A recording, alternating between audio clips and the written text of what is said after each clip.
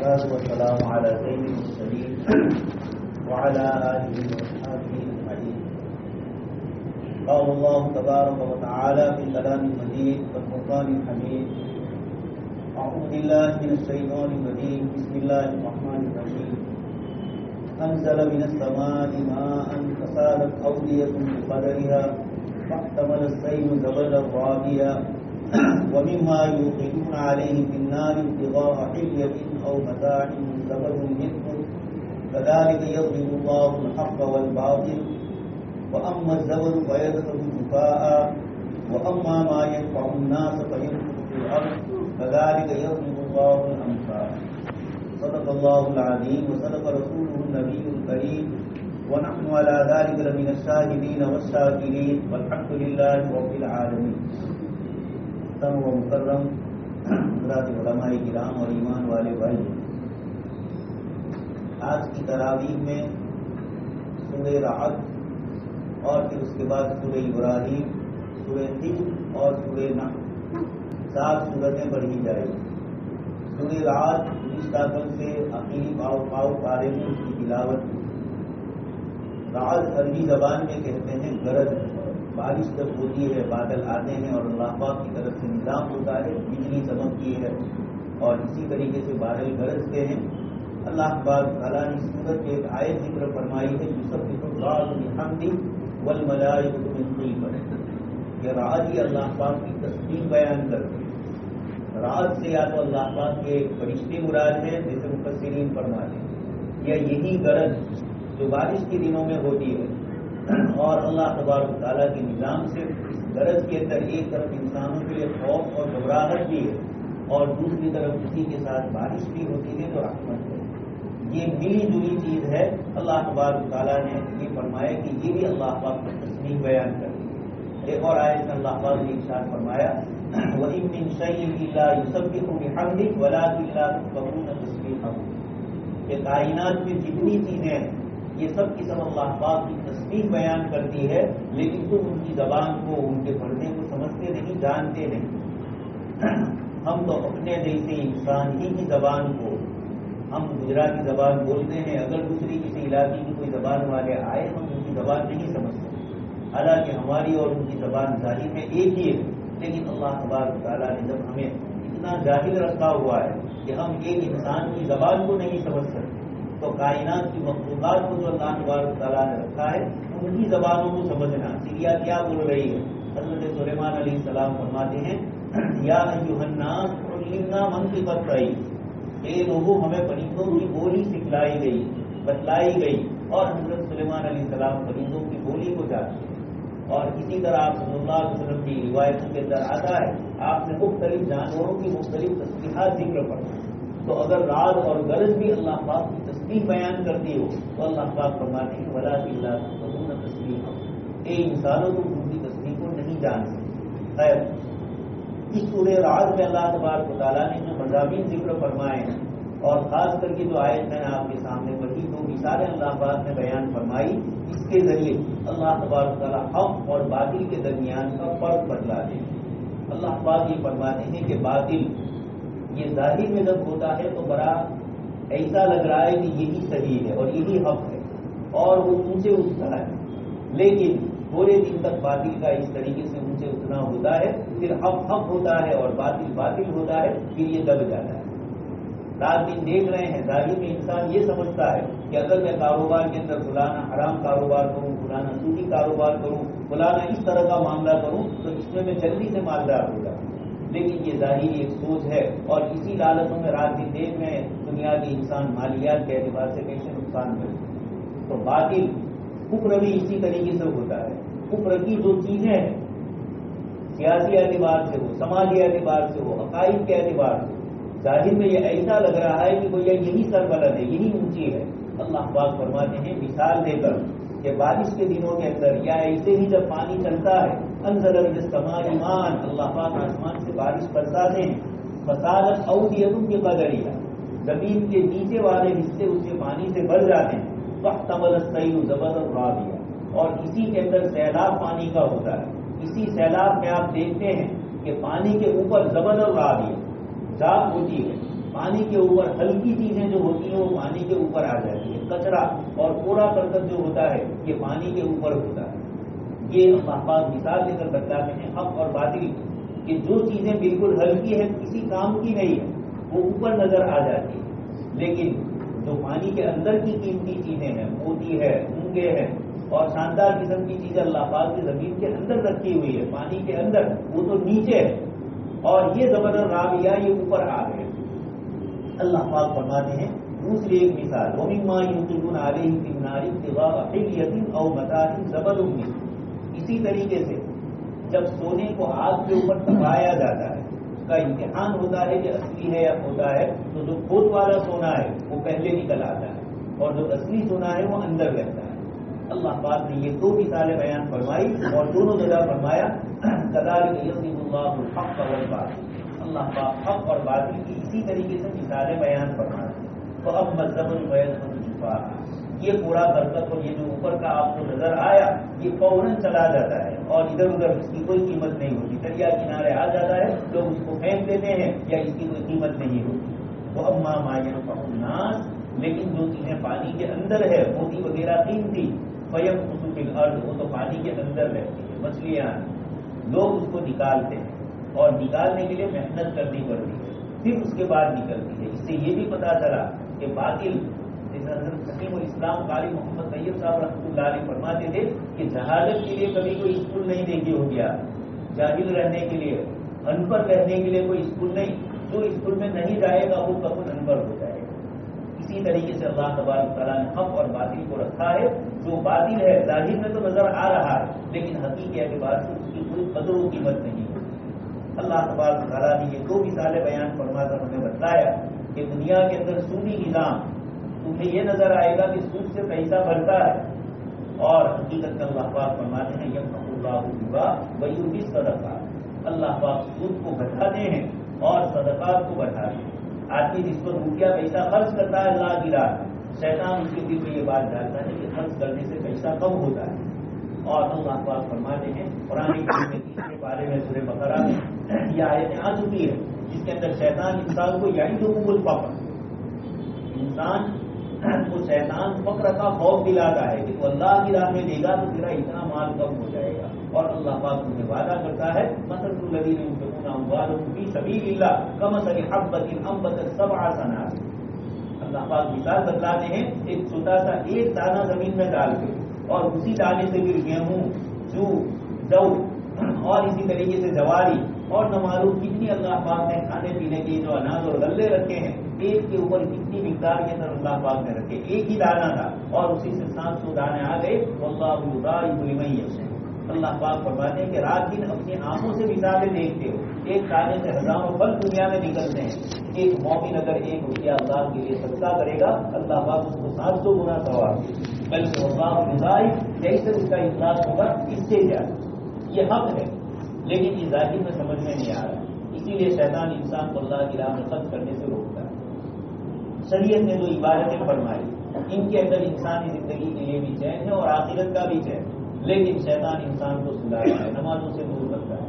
اسی طریقے سے روزے کے اندر بہت سے ہمارے مسلمان بھائی یہ کہتے ہیں کہ ہم روزے بھوکے کیسے رہیں اور اس طریقے سے بہانے کر کے نہیں رکھتے. اور جو ایمان والے رکھتے ہیں آپ دیکھ رہے ہیں یہاں تو 14 گھنٹے کے ہیں اور دوسری جگہ ہم سے بھی زیادہ روزے ہیں لیکن لوگ اطمینان سے روزے رکھتے ہیں. اللہ کے بندے 20-20 گھنٹے کے روزے رکھتے ہیں.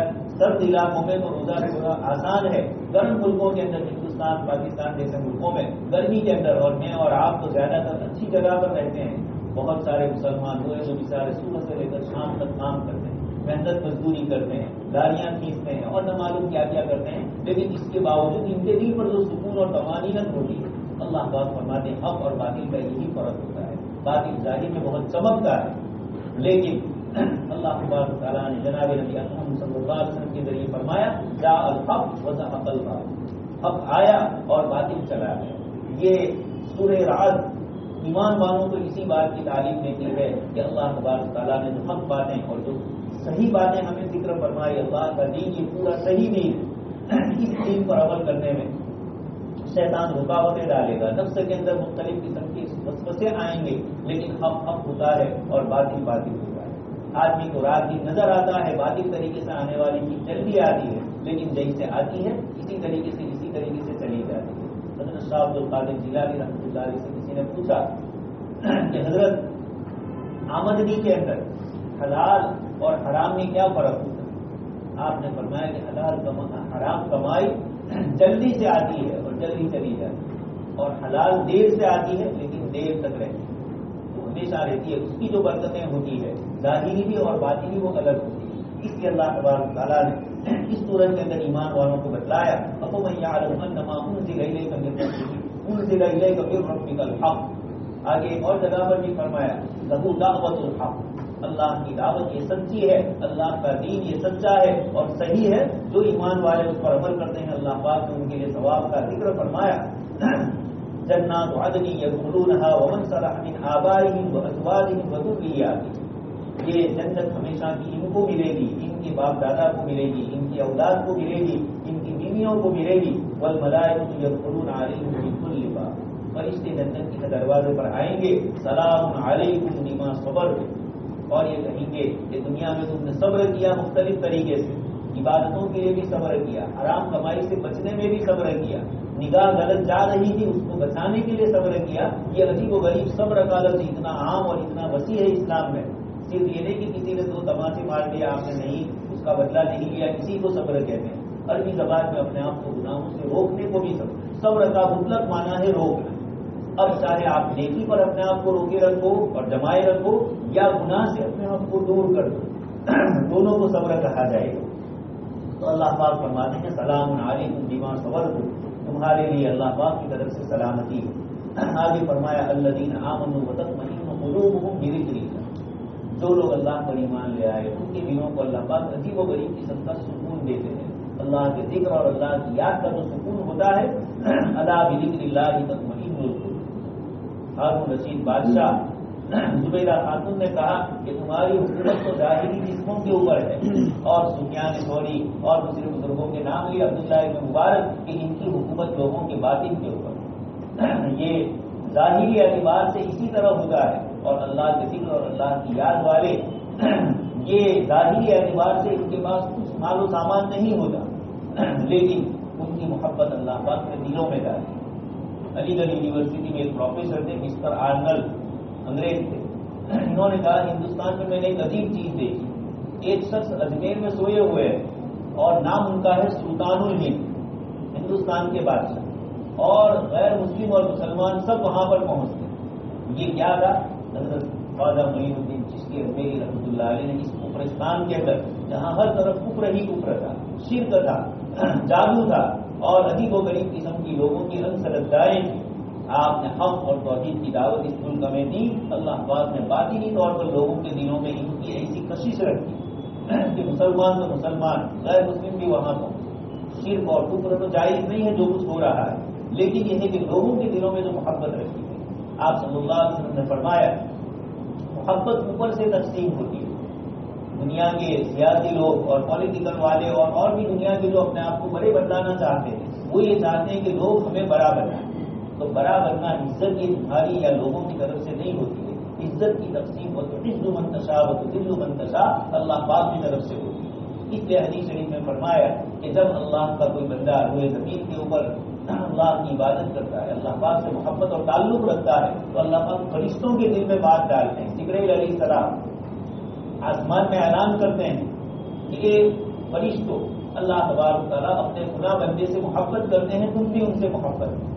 پورے آسمان میں ان کی محبت اللہ پاک کی طرف سے ڈال دی جاتی ہے، پھر یہی محبت زمین میں آتی ہے، اور روئے زمین پر جو اللہ کے نیک اور صالح بندے ہوتے ہیں ان کے دلوں میں اس بندے کی محبت اللہ پاک کی طرف سے ڈال دی جاتی ہے۔ تو اللہ پاک فرماتے ہیں کہ جب اللہ کا ذکر اور اللہ کی یاد ہوگی تو دلوں کو چین، سکون اور امن و عافیت ملے گی۔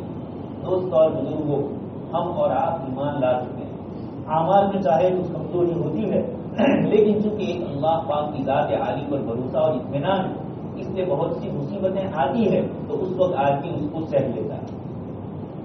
دیکھ رہے ہیں آپ 2002 کے فسادات کے بعد گجرات 6 مہینے تک بند رہا، سارے ادھر ادھر مسائل رہے اور مسلسل کچھ نہ کچھ ہوتا رہا۔ اس موقع کے اوپر لوگوں کے دھندے اور کاروبار بالکل ٹھپ پر، لیکن مسلمانوں کے مقابلے میں ہمارے غیر مسلم بھائیوں نے خودکشی زیادہ کی، آبدات زیادہ کی. اس کی کیا وجہ ہے؟ اس کے پیچھے لوگوں نے سوچا، ریسرچ کیا. وجہ یہی تھی، ایک تو اسلام کا نظام زکات جس نے غریب مسلمان کو سنبھال لیا.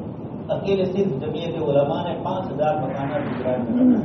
حیدرآباد، بنگلور وغیرہ کی مسلم تنظیمیں آئی، بچوں کو پڑھانے کے لیے لے گئی اور اسکول اور کالج میں ان کو ڈالی. تو ایک تو یہ بات ہے کہ اسلام میں یہ نظام زکات ہے جو غریبوں کا سہارا ہوتا ہے. دوسری چیز، ایک مومن کے دل میں اللہ پاک کی ذات پر بھروسہ ہوتا ہے. یہ نمازیں پڑھتے ہیں، ذکر کرتے ہیں، یہ بیکار نہیں جاتے ہیں. اس سے دل کے اندر اللہ پاک کی محبت اور اللہ پاک کی ذات عالی سے ہونے کا یقین پیدا ہوتا ہے. یہ کب پتا چلتا ہے؟ اس قسم کے حالات ہوتے ہیں. آپ دیکھ رہے ہیں کتنے پریشان کن حالات، غریب سے غریب مسلمان اور مختلف قسم کی پریشانیوں والے، لیکن خودکشی نہیں کرتے. اور اگر کہیں کہیں مسلمانوں کی بھی خودکشی کے واقعات ہوتے ہیں تو یہ ایمان کی کمزوری کی وجہ سے، یہ اللہ پاک کے اوپر بھروسہ اور اعتماد نہیں ہوتا ہے. اس کی بیچارے کی تعلیم اور تربیت نہیں ہوتی، یا اچانک جوش میں آ کر یہ کر لیا. ایمان تو ہوتا ہے لیکن وقتی طور پر شیطان اور گلا دیتا. تو یہ اللہ پاک جو فرماتے ہیں اس آیت میں کہ تطمئن القلوب، دلوں کو چین اور سکون ملتا ہے اللہ کے ذکر سے.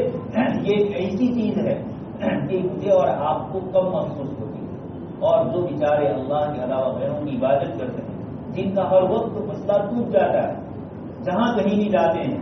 آپ کو اس سے پہلے حوالہ دے چکا ہوں سوامی سچیدانند صاحب، انہوں نے لکھا کہ ہمارا نوجوان کیوں مذہب سے پیچھے جا رہا ہے. ان کی خود لکھی ہوئی کتاب ہے آخر مسجد، اور اس میں یہ لکھا کہ ہر صبح ہوتی ہے اور ایک نیا بھگوان ہوتا ہے، کتنوں کو راضی کرے، اس کو راضی کرے، اس کو راضی کرے، نفع کے الگ الگ، نقصان کے الگ الگ، پھر ہر سماج کے الگ الگ مانگ، فلانا سماج فلانی دیوی کو، فلانا سماج فلانی کو مان. تو اتنے کنفیوز ہو جاتے ہیں، یہ سمجھ میں ہی نہیں آ رہا. اس لیے انہوں نے اس کتاب کے اندر تفصیل سے لکھا ہے کہ مسلمان سب سے زیادہ، یعنی وہ یہ کہہ رہے ہیں کہ ظاہری اعتبار سے میں زیادہ سمجھدار اور عقل مند مسلمانوں کو سمجھ رہا ہوں. اس میں انہوں نے بہت ساری وجوہات لکھی ہے کہ اقتصادی اعتبار سے وہ یہ کمزور ہے، لیکن سخاوت میں یہ ہم سے آگے صاحب انہوں نے قبول کیا ہے. غریب سے غریب مسلمان بھی کوئی مانگنے والا آئے گا، حتیٰ کہ لوگ دھوکہ دے کر جا رہے ہیں تب بھی مسلمان دے رہا ہے. برقعے کھول رہے ہیں مسلمان عورتوں کے، برقعے پہن رہے ہیں مسلمان نوجوانوں کے، اور ہم سمجھ رہے ہیں کہ مسلمان ہیں. تو دوست اور بزرگوں اپنی زکات کی ادائیگی میں ذرا سوچا جائے. ایسا نہ ہو کہ ہر کس و ناقص ہمارے پاس سے لے جائے اور خود اسلام میں ہی نہ ہو. مسلمان ہے تو کم سے کم تو یہ ہوگا کہ وہ زکات کا مستحق نہیں ہے اور استعمال کر رہا ہے تو وہ گنہگار ہے. ہم نے تو، لیکن غیر ہے ان کو للہ رقم دی جا سکتی ہے، سود کی رقمیں ان کو دی جا سکتی ہے، زکات ایک مسلمان کو دی جائے. یہ اسلام نے اپنا ایک نظام اکنامک کا بنایا ہے. اسی بنیاد پر تو یوروپ کے کئی لکھنے والوں نے لکھا ہے کہ کارل مارکس اور لینن جنہوں نے دنیا کے اندر کمیونزم نظام نافذ کیا، کاش کہ وہ اسلام کے اکنامک نظام کو پل لیتے. تو ان کو اس طرح رشیا کے اندر جو ظلم اور زیادتی ہوئی اور دوسرے ملکوں کے اندر سوویت یونین نے 70 سال تک دنیا میں ظلم اور زیادتی کی. آخر یہی جملہ سوویت یونین کا جو آخری وزیر تھا، وزیر اعلیٰ تھا، بلکہ صدر تھا، یلسن، اس نے یہی کہا کہ کاش کہ افریقہ کے کسی چھوٹے ملک میں یہ کمیونزم کا تجربہ کر لیا جاتا تو روس جیسا اتنا بڑا ملک اور چائنا اور منگولیا اور دوسرے بہت سارے یوگوسلاویا وغیرہ یہ سارے یوروپ کے ممالک پریشان نہ ہوتے. افریقی لوگ ہے کہ ان کے اوپر تجربہ کر لیا جائے. یہ بھی ایک قسم کی ان کی سوچ ہے کہ یہ گورے اپنے آپ کو بڑا سمجھ رہے ہیں اور دنیا کی دوسری مخلوق کو، اس لیے دوائیوں کا ٹیسٹ بھی افریقہ میں ہو رہا ہے.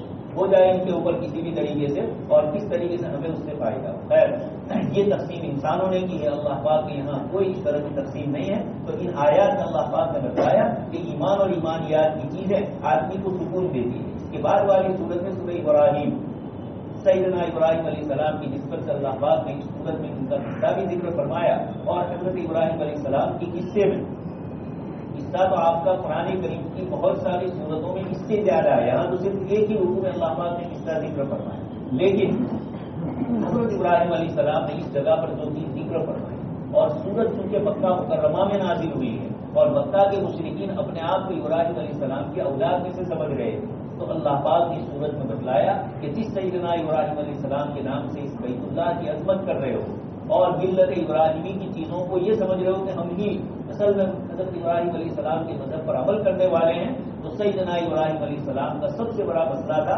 رب اجعل ھذا البلد آمنا. مکہ مکرمہ بھی بنا ہوا نہیں تھا، ابھی تو اللہ کا گھر تھا جس کی دیواروں کو بعد میں آپ نے حضرت اسماعیل کے ساتھ اٹھائی. اس موقع پر آپ دعا کرتے ہیں، اس میں سب سے پہلی دعا ہے وَاجْنُبْنِي وَبَنِيَّ أَن نَعْبُدَ الْأَصْنَامَ. اللہ پاک مکہ کے مشرکین کو کہہ رہے ہیں کہ جس ابراہیم علیہ السلام کے نام پر بیت اللہ کے اپنے آپ کو مجاور سمجھ رہے ہو، اس بیت اللہ کے پہلی تعمیر کرنے والے سیدنا ابراہیم علیہ السلام کا حال یہ تھا کہ یہ تو اللہ پاک سے حضرت نوح علیہ السلام کے زمانے میں جو پانی کا سیلاب آیا اور بیت اللہ کی دیواریں اور اس کے نشانات مٹ گئے تھے، ہلکے سے نشان باقی تھے. حضرت ابراہیم علیہ السلام کو فرشتوں کے ذریعے اللہ پاک نے بتلایا وَإِذْ يَرْفَعُ إِبْرَاهِيمُ الْقَوَاعِدَ مِنَ الْبَيْتِ وَإِسْمَاعِيلُ. انہی قواعد کے اوپر، انہی نیچے کے جو فاؤنڈیشن تھا اسی کے اوپر حضرت ابراہیم علیہ السلام نے بیت اللہ کو اٹھایا. لیکن سب سے پہلی دعا مانگی وَاجْنُبْنِي وَبَنِيَّ أَن نَعْبُدَ الْأَصْنَامَ. صرف اپنے لیے نہیں مانگی. ابراہیم علیہ السلام کی دعائیں ہمیں سکھلاتی ہے کہ اپنے لیے بھی شرک سے اللہ پاک سے پناہ چاہی جائے اور اپنے اولاد کے لیے بھی پناہ چاہی جائے. رب انہن اضللن کثیرا من الناس. اللہ پاک انہوں نے لوگوں کو بہت گمراہ کیا ہے. ومن تبعنی فانہ منی. جو ایک اللہ کی عبادت کرے گا وہ میرا ہوگا. ومن عصانی فانک غفور رحیم. اور جس نے نافرمانی کی آپ بخشش کرنے والے. کل کی آیت کیا ہے؟ ان ابراہیم لأواہ حلیم یا لحلیم اوواہ منیب. ابراہیم علیہ السلام بڑے مشفق تھے، اس لیے یہ اپنی اولاد میں سے جو ایمان نہیں لائے ان کے متعلق اللہ پاک سے دعا کرتے ہیں فإنک غفور رحیم. آپ بخشش کرنے والے ہیں، ایمان کی توفیق دے سکتے ہیں. آپ کی شان رحیمی سے آپ ان کو ایمان میں داخل کر دیجیے تاکہ یہ جہنم سے بچ جائے. یہ ابراہیم علیہ السلام کی دعا. اللہ پاک نے اس سورت کے اندر اس آیت کے اس سورت کے ایک رکوع کے ذریعے پوری سورت کا نام جو ابراہیم رکھا گیا اس سے اشارہ کیا کہ اہم مضمون اللہ پاک نے یہاں توحید کا ہے. پھر ابراہیم علیہ السلام نے اپنے لیے اور بھی دعائیں مانگی کہ اللہ پاک انک تعلم ما نخفی وما نعلن. ہم اپنی دعاؤں کے اندر کسی چیز کو ظاہر کریں، کسی چیز کو چھپائیں، یا ہم اپنے کاموں کے اندر کسی چیز کو چھپائیں. مخلوق سے تو چھپا سکتے ہیں، اللہ پاک کی ذات عالی سے نہیں چھپ سکتے. سورہ رات میں بھی اللہ تبارک تعالیٰ نے ایک آیت میں فرمایا اللہ یعلم ما تحمل كل انثى وما تغيض الارحام وما تزداد وكل شيء عنده بمقدار. اللہ تبارک تعالیٰ عورت کے پیٹ میں کیا ہے، بچہ ہے یا بچی، پیٹ میں حمل ہے بھی یا کوئی اور دوسری چیز ہے، اللہ تبارک تعالیٰ ان ساری چیزوں کو جانتے ہیں. اور اسی طریقے سے فرمایا لہو معقبات من بین یدیہ ومن خلفہ. اللہ تبارک تعالیٰ دن میں ہونے والی چیز کو، رات کے اندھیرے کو جانتے ہیں، دن کے اجالے کو جانتے ہیں. یہ اس طرح کے اللہ پاک کی مختلف 32 متضاد صفات کو سورہ رات میں ذکر کر کے اللہ پاک کی وحدانیت ذکر فرمائی. اس صورت میں بھی اللہ پاک نے یہ بھی ذکر فرمایا. اور اس سے پہلے اس صورت کے اندر اللہ تبارک تعالیٰ نے ایمان کی اور کفر کی مثال بھی بیان فرمائی. الم تر کیف ضرب اللہ مثلا کلمۃ طیبہ کشجرۃ طیبہ. اللہ پاک کلمہ طیبہ لا الہ الا اللہ کی مثال دے رہے ہیں. کشجرۃ طیبہ، پاکیزہ درخت کی طرح. حضرات مفسرین فرماتے ہیں کہ کھجور کے درخت سے مثال دی گئی. کھجور کا تنا، اس کی شاخیں اونچے ہوتی ہے اور اس کی جڑیں نیچے ہوتی ہیں. اور جو درخت جتنا زیادہ اونچا ہو یہ زمین کی کثافتوں سے، جراثیم وغیرہ سے بچ جاتا ہے. بہت اوپر ہے وہاں تک یہ نہیں پہنچ پاتے. تو اللہ تبارک تعالیٰ نے کلمہ طیبہ لا الہ الا اللہ کی مثال دی کہ شجرۃ طیبہ، ایک پاکیزہ درخت ہے. اصلھا ثابت، اس کی جڑ نیچے ہے. وفرعھا فی السماء، اور اس کی شاخیں آسمان کی بلندیوں پر ہے. ایمان والے کے لیے بھی مثال بیان فرمائی کہ اصلھا ثابت لا الہ الا اللہ. اللہ کی توحید اس کے سینے کے اندر ہوتی ہے اور دل سے کوئی چیز کوئی نکال نہیں سکتا. دل کی جمی ہوئی چیز کو نکالنا مشکل ہوتا ہے، الا ہے کہ اسی طریقے سے باطل کی محنتیں ہو اور ایمان سے نکالا جائے. لیکن عام مطلب جب ایمان اندر راسخ ہو جاتا ہے تو پھر یقول بین المرء وقلبہ. اللہ پاک کی ذات کی حائل ہوتی ہے انسان اور اس کے قلب کے درمیان. کسی انسان کو طاقت نہیں ہوتی ہے کہ کسی کے قلب کے اندر کی چیز کو نکالے. اس لیے اللہ پاک فرماتے ہیں کہ ایمان جب جگتا ہے تو اس کی اصل جگہ افمن شرح اللہ صدرہ للاسلام فهو علی نور من ربہ. اللہ پاک کی طرف سے نور اور ہدایت اندر سینے کے اندر ہوتی ہے. اور اللہ پاک نے آگے فرمایا وفرعھا فی السماء، اس کی شاخیں آسمان پر.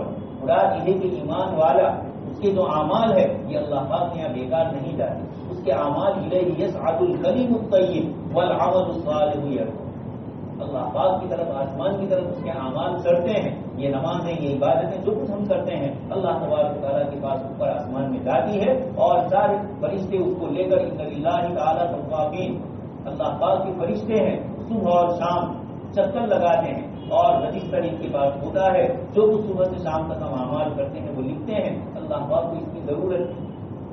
ہم جو کچھ کرنے والے ہیں اللہ پاک کو پہلے سے معلوم. اسی لیے حافظ ابن کثیر رحمۃ اللہ علیہ نے یہ ذکر کیا ہے کہ اللہ تبارک و تعالیٰ کے یہاں ہمارا ایک نامہ اعمال وہاں ہے. یہ فرشتے جو روزانہ لے کر آتے ہیں اور یہ فرشتے تو یہ دیکھتے ہیں اندر لکھا ہو. اللہ پاک نے پہلے سے لکھ دیا ہے کہ صبح سے لے کر شام تک ہم کیا کریں گے، شام سے صبح تک کیا کریں. یہ فرشتے جو لے کر آئے وہ تو صرف سائن کرنا ہے کہ جیسا اندر لکھا ہے بندے نے ایسا ہی کیا ہے. لیکن کل قیامت کے دن بندہ یہ نہ کہے کہ آپ کے فرشتوں نے لکھا پہلے سے. ایک روایت ابن کثیر نے اس کو بھی ذکر کیا ہے کہ ایک بندے کو اللہ پاک حاضر کریں گے، وہ کہے گا کہ میرے اعمال کے لیے کوئی گواہ نہیں. اللہ پاک فرمائیں گے میرے فرشتے کا وہ بھی گواہ ہے. کون؟ تو کہ بندہ کہے گا کہ میں خود گواہ.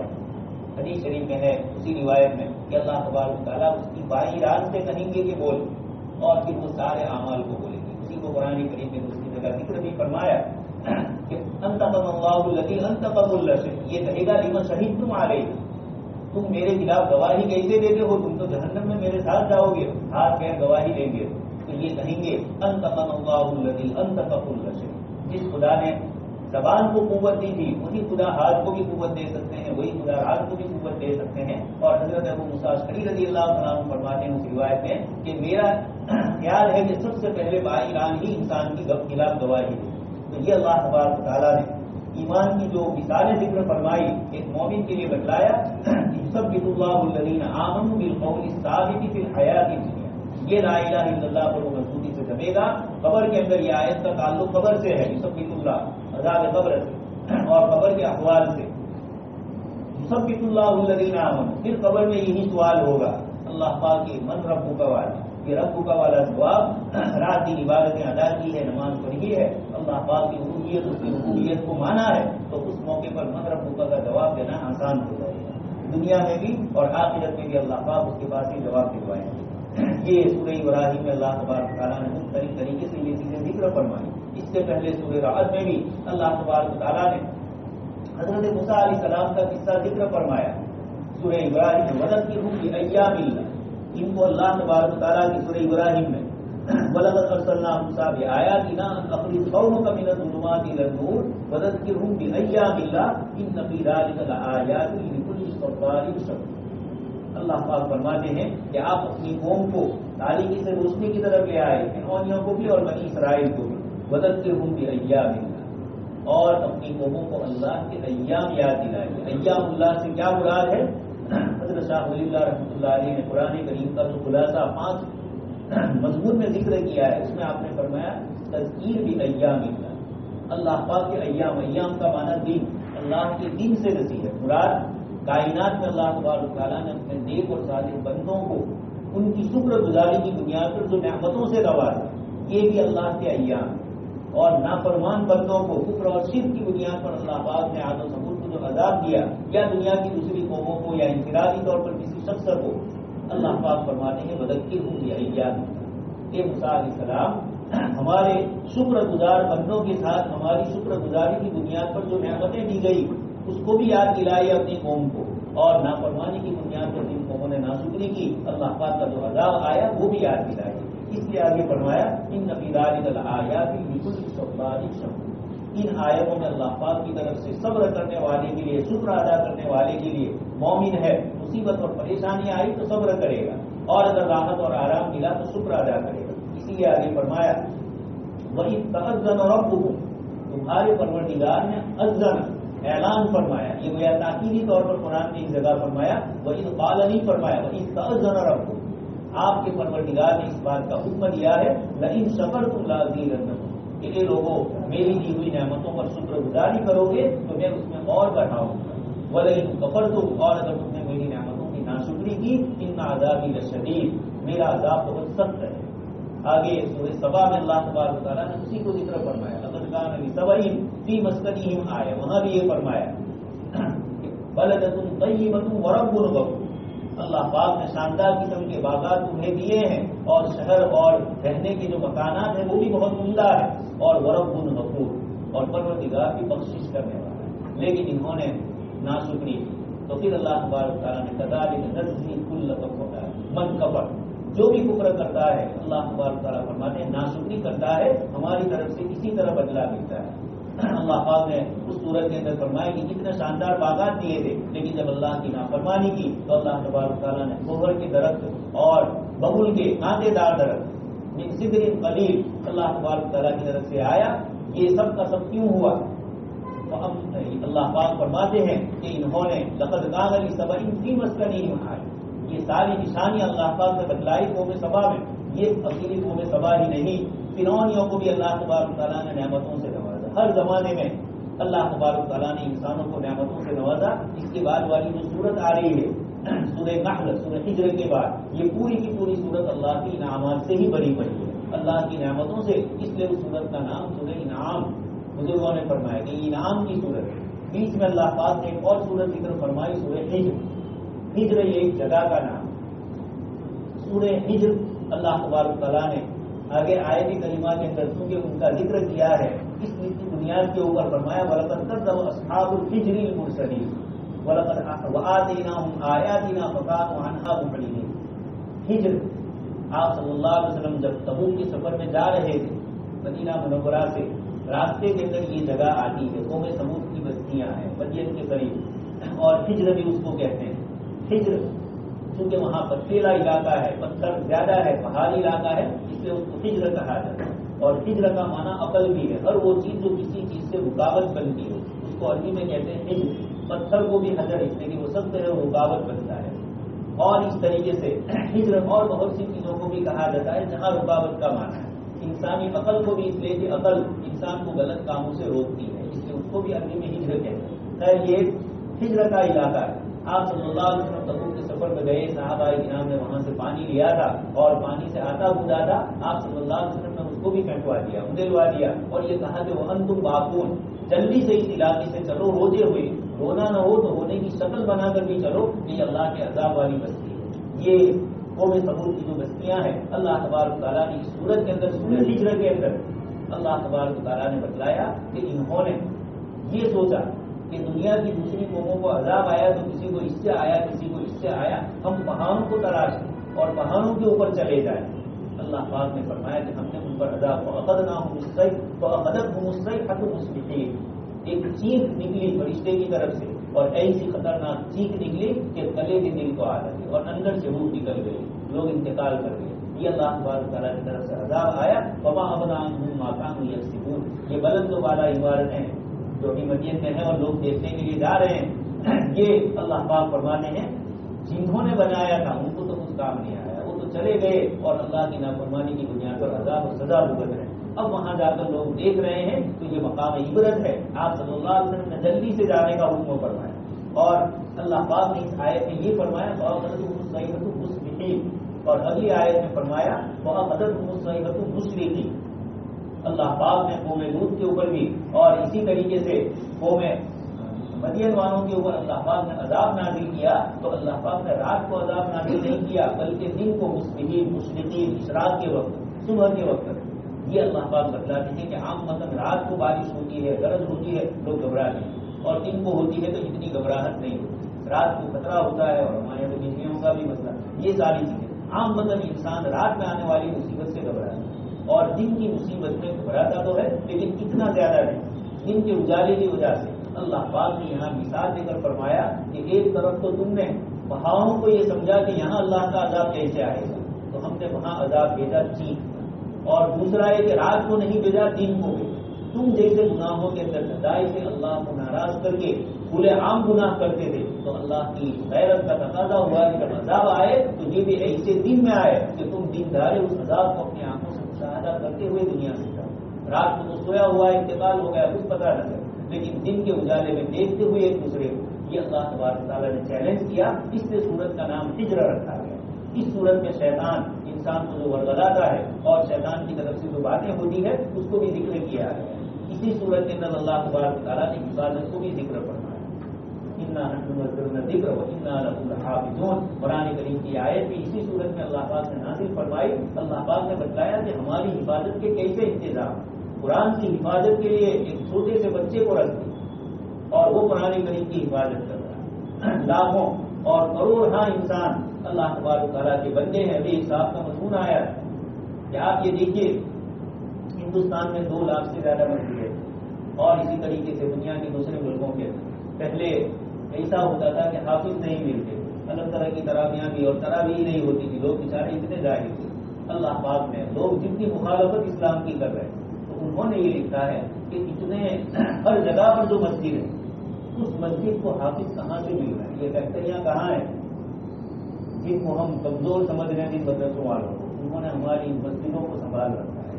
اور مسجدوں میں بلکہ آپ دیکھ رہے ہیں 4 رکعت. ابھی جگہ پر میں گیا تو وہاں بورڈ لگا تھا مسجد کے اندر. میں نے کہا تراویح تو 4-5 یعنی تراویح کے 5 ہوتے ہیں, 4 رکعت اگر پڑھاوے تو 5 حافظات. یہ تو آپ نے تو 8-10 کی لائن لگائی.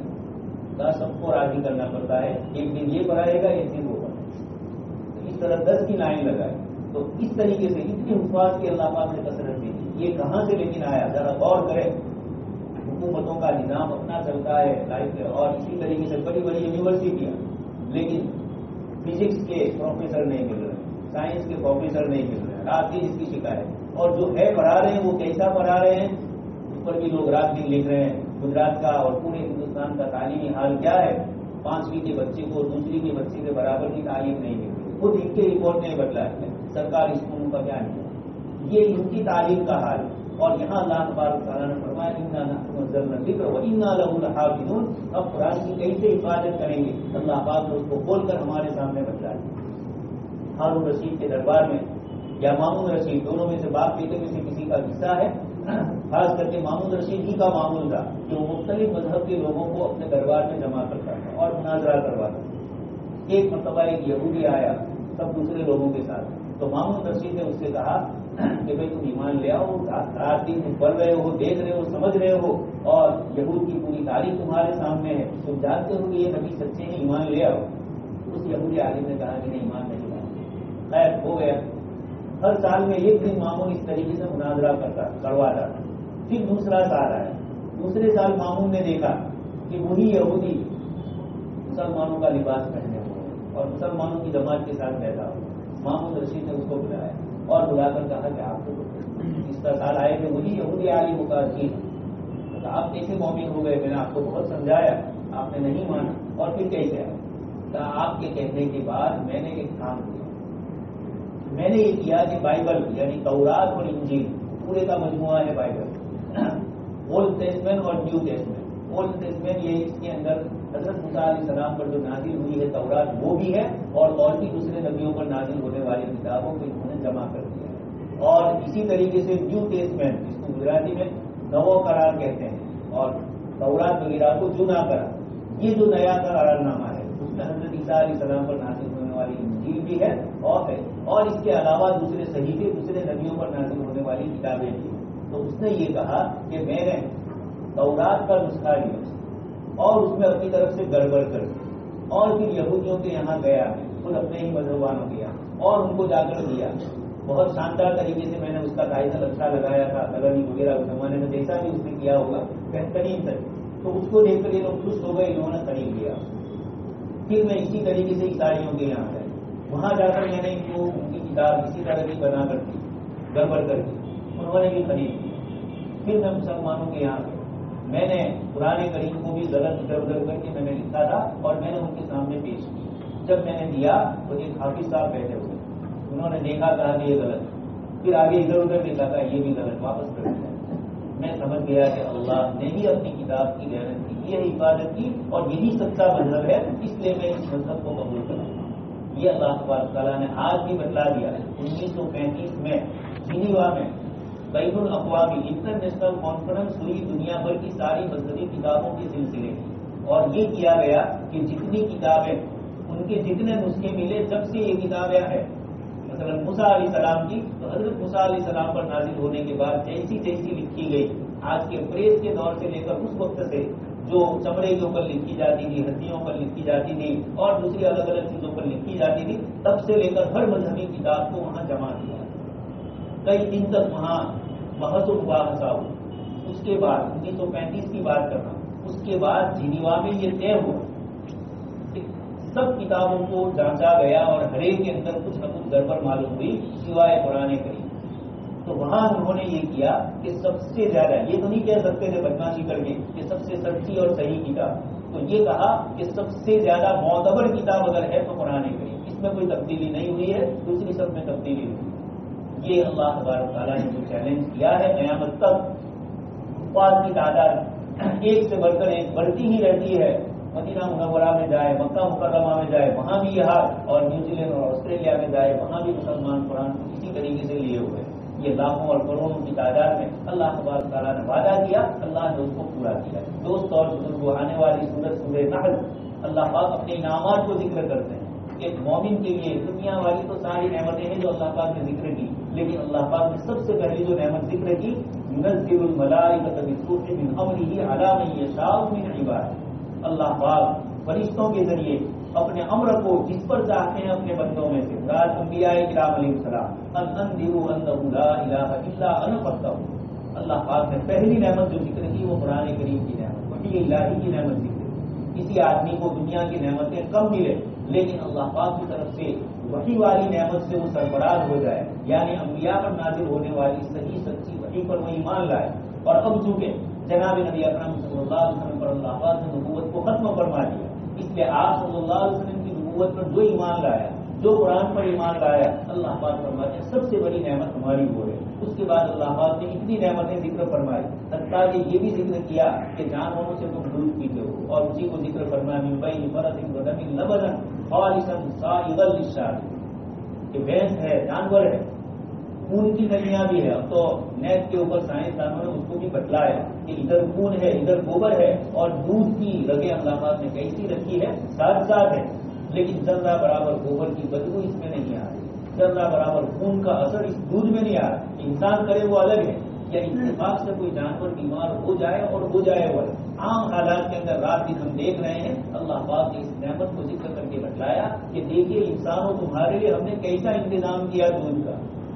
اسی طریقے سے اللہ تبارک تعالیٰ فرماتے ہیں انہی جانوروں سے تم وتحملوا اثقالکم الی بلد لم تکونوا بالغیہ الا بشق الانفس، پہلے زمانے میں اور آج بھی ابھی بہت سارے علاقے ہیں جہاں جانوروں کو ہی ادھر سے ادھر منتقل کیا جاتا ہے۔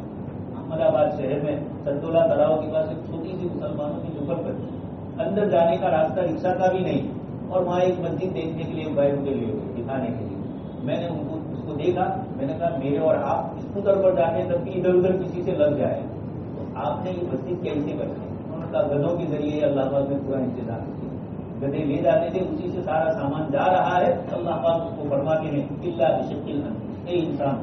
اور یہ رسم و رسائی تو گزشتہ 150-200 سال سے ٹرین آئی ہے، اور ہوائی جہاز 100 سال سے آئی، اس سے پہلے ساری انسانی ضروریات کس سے پوری ہوتی ہیں؟ خشکی میں تو اللہ پاک یہی جانوروں کے ذریعے اللہ پاک اس کو فرماتے ہیں کہ یہ جانور بھی اللہ کا انعام ہے تمہارے اوپر کہ تم برداشت نہیں کر سکتے۔ دیہات میں ابھی ٹریکٹر آیا 10 سال 15 سال پہلے، ابھی وہی پرانے بیل گاڑی چلتے تھے، ایک سے سارا سامان اسی کے ذریعے آتا تھا۔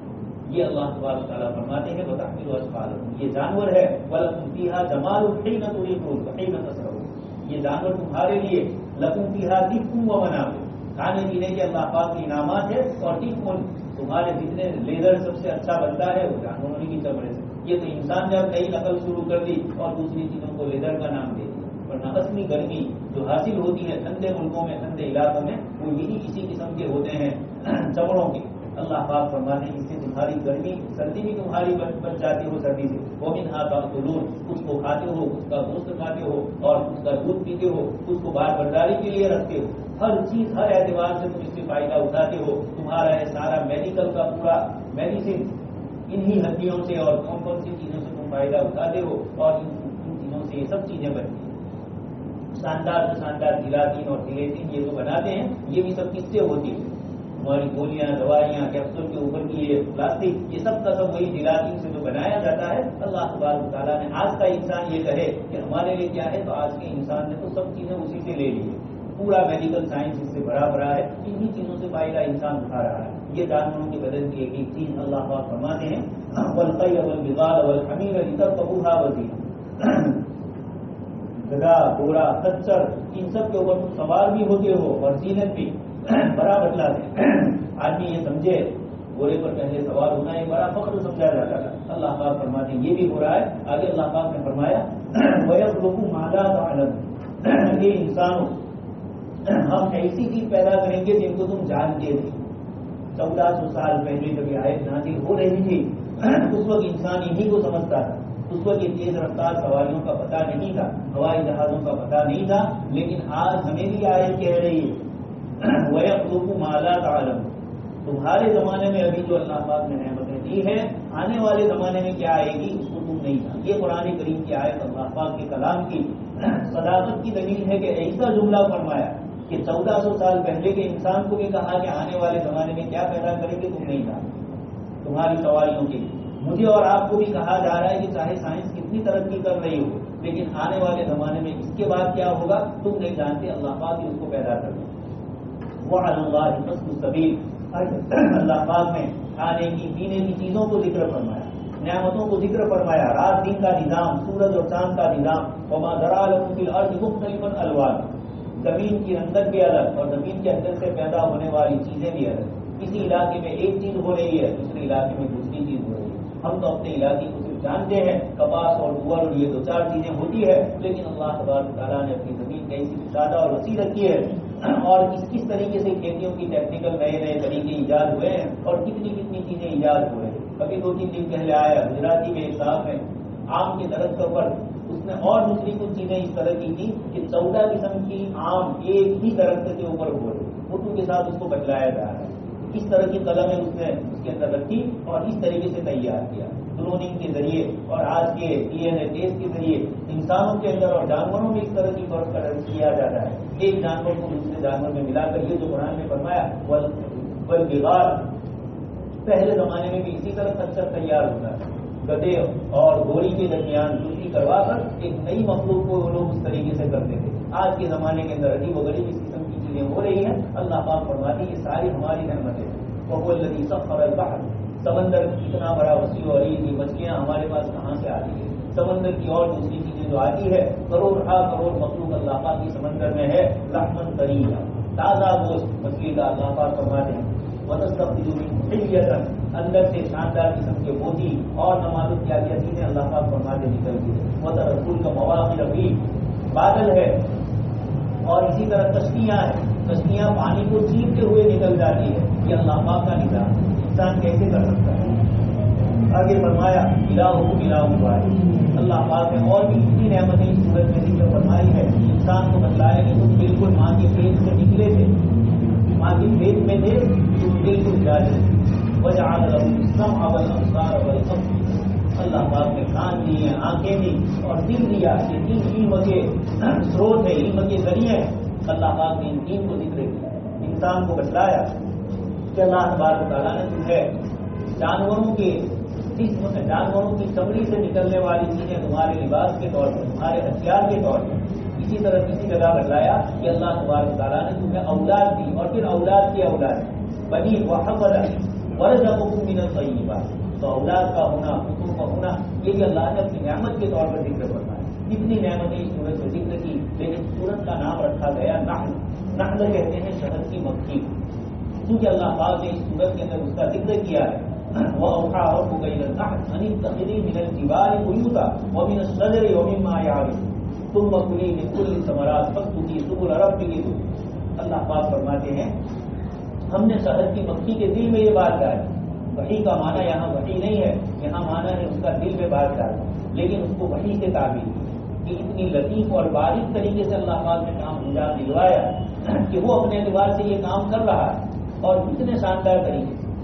سائنسدان پریشان ہے کہ جب یہ چھتا بناتی ہے تو اس کو 1 سینٹی میٹر بلکہ ملی میٹر کا بھی فرق نہیں ہوتا اور اتنی شاندار طریقے سے یہ اس کو بناتی ہے. اور پھر چھتے کے اندر اللہ تبارک چھتے میں اللہ پاک نے اور کیا چیزیں رکھی. ایسا پورا نظام ہے کھانے کا, پینے کا, بچے جننے کا, باہر سے ادھر ادھر پوری دنیا کی ساری پھل فروٹ وغیرہ کے پاس جا کر یہ چوستی ہے. اللہ پاک نے شاندار فرمایا تم کلی من کلی ثمرہ، ہر پھل سے تو کھا. فصل کی سبل ربی کی دور گئی تھی یہاں سے کئی کلومیٹر دور، لیکن واپس اپنے اسی جگہ پر آنا جہاں اس کا سارا اپنا خود کا قبیلہ اور جہاں اس کو بنانا ہے، اتنے دور جا کر واپس آنا، جگہ نہ بھولنا. یہ اللہ پاک کی طرف سے ہو رہا ہے. اتنی چھوٹی سی مکھی ہے لیکن اللہ پاک فرماتے بس جو کی سبول ربی، تیرے پروردگار کے راستوں میں، یعنی پروردگار راستے بتلا رہا ہے. ظاہر میں تجھے نظر نہیں آ رہا، تو جا رہی ہے تکوینی طور پر، فطری طور پر، تجھے کچھ معلوم نہیں. شہد کی مکھی کو یہ معلوم نہیں کہ ہمیں انسانوں کی خدمت کے لیے اللہ پاک نے معمول کیا ہے اور اس لیے ہمیں شہد لانا ہے اور اس طرح کرنا ہے. اور اگر شہد کے اندر رس چونس کر اگر کوئی جراثیم والا رس آ گیا، کوئی زہریلا مادہ آ گیا تو اس کو نکال دینا ہے، اس کو پھینک دینا ہے. یہ سب تمیز اور یہ سب کون کر رہا ہے؟ اتنی چھوٹی سی مکھی نے اللہ پاک نے یہ صلاحیت کیسے رکھی؟ اللہ پاک نے اس کو اوقات سے تعبیر پڑھا. یہ دوسروں کے فائدے کے لیے سب کچھ کر رہی ہے. اللہ پاک نے اس صورت میں چونکہ تم کلی من کلی ثمرہ فصل کی سبل ربی کی دور. آگے اللہ پاک فرماتے ہیں یخرج من بطونها شراب مختلف الوان. اللہ پاک اس کے پیٹ میں سے شراب مختلف الوان، مختلف رنگوں کا شہد. کہیں ہندوستان کا شہد الگ، دنیا کے دوسرے ملکوں کا، نیوزی لینڈ جو مشہور ہے جہاں کا شہد، آسٹریلیا وہاں کے پہاڑی علاقے سے یہاں کشمیر کا شہد، بنگال کا الگ الگ، کہیں لیچی کا، کہیں پرانے پھل کا، کہیں پرانے پھلوں کا. یہ سارا جو نیچر ہی ہے اس کی میں گفتگو کر رہا ہوں. جو انسانوں نے فارم ہاؤس بنائے اور اس کے اندر وہ چیز نہیں ہوتی ہے کہ یہ تو بس مسی سبول ربی کی ضرور ہے اور یہ تو بیچاری کو بند کر دیا ہے فارم ہاؤس میں، وہاں سے وہ نکلتی نہیں، یا اتنے علاقے میں اور کچھ چیزیں ہی رکھی ہے اسی کو چوز کر بنا دی. اللہ پاک کا جو فطری نظام ہے اس کے مطابق اللہ پاک فرماتے ہیں اس کے مختلف رنگ ہے. فیہ شفاء للناس. قرآن کریم میں شفا کا لفظ دو ہی کے لیے آیا ہے، ایک قرآن کریم کے لیے اور ایک شہد کے لیے. اللہ پاک نے قرآن کو شفا رکھا ہے، اس کے ظاہر کو بھی، اس کے باطن کو بھی، اور ظاہری شفا بھی باطنی شفا بھی. اسی طریقے سے شہد کے لیے شفا کا لفظ یہ ظاہری شفا ہے. انسانی جسم کے لیے کتنے فائدے ہیں وہ سب آپ جانتے ہی ہیں. اللہ تبارک تعالیٰ نے ان فی ذلک لآیۃ لقوم یتفکرون، کہیں یسمعون فرمایا، کہیں یعقلون فرمایا، کہیں یتفکرون فرمایا. غور و فکر کے مختلف دائرے انسانی دماغ کے ہیں، سوچ کے الگ الگ طبقے ہیں، اسٹیج ہے. اللہ تبارک تعالیٰ اس کے حساب سے کہیں یتفکرون فرماتے ہیں، کہیں یسمعون فرماتے ہیں، کہیں یعقلون، کہیں یبصرون فرماتے ہیں. جیسی جیسی چیز اس کے حساب سے انسانوں کو اس کی طرف غور و فکر کی مختلف ترتیب جو بتلائی اس کے حساب سے آئے ہیں. اللہ پاک نے ذکر فرمائی. آگے فرمایا فضل بعضکم علی بعض فی الرزق، تم میں ایک دوسرے کو رزق میں بھی فضیلت دی. فمن الذین فضلوا براد رزقهم علی ما ملکت ایمانهم فهم فیہ سواء. اللہ پاک فرماتے ہیں جس کو اللہ نے مال دیا ہے وہ اپنا مال دوسرے کو نہیں دے دے گا، وہ اپنی اولاد اور اپنی بیوی بچوں ہی پر خرچ کرے گا، اپنے لیے رکھے گا. اللہ پاک اس سے لطیف اشارہ کرتے ہیں کہ اللہ کی توحید، اللہ کا کھاتے ہو پیتے ہو اور اپنا مال تو کسی کو دے نہیں سکتے. اور شرک ایسا ہے کہ اللہ کے ساتھ غیروں کو اللہ کی الوہیت میں شریک کرتے ہو. نعمتیں اللہ دے رہے ہیں اور غیروں کی طرف اس کی نسبت کرتے ہو. اس کے آگے ضرب اللہ مثلا عبدا مملوکا لا يقدر على شيء. ایک وہ غلام جو کچھ نہیں کر سکتا اور ایک وہ شخص ہے جس کو اللہ نے روزی دی ہے، تو وہ ينفق منه سرا وجهرا. انسان بھی سب کچھ ہونے کے بعد بڑے سے بڑا مالدار اور بڑے سے بڑا حکومت اور قوت والا، مشینریوں والا سب کچھ، لیکن پھر آتی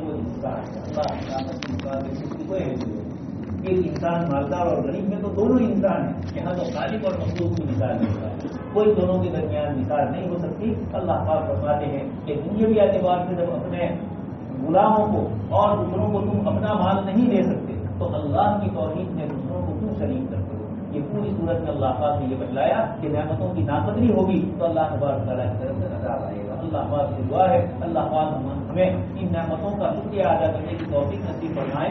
آمین. واخر دعوانا